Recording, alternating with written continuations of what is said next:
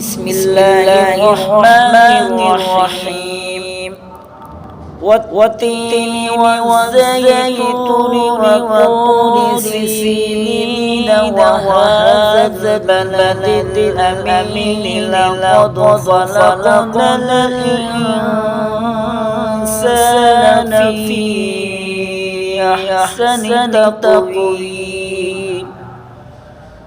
ثم رددناه أسفل سافلين إلا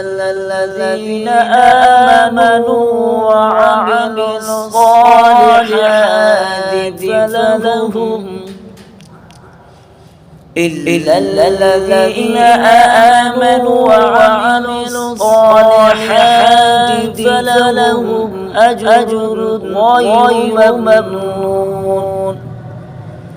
فما يكذبك بعد بالدين أليس الله بأحكم الحاكمين